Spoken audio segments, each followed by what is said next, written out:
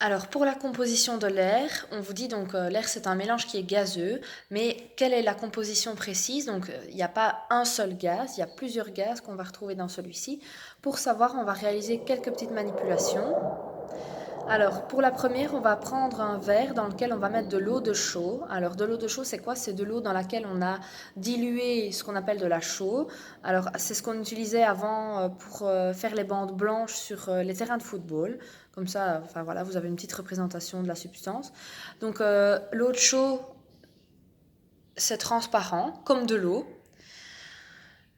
Et quand on souffle dedans, ben on va voir s'il y a quelque chose qui se produit.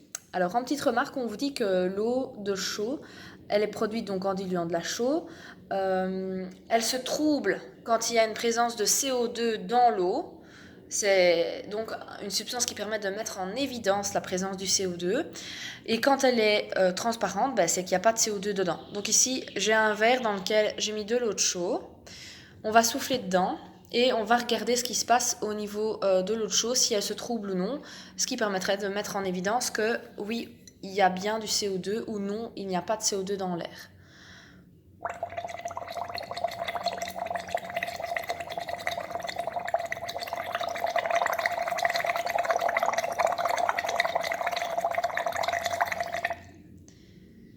Alors ici, c'est léger parce qu'elle est un petit peu vieille, mais on a bien de l'eau qui est beaucoup moins transparente qu'elle ne l'était au départ.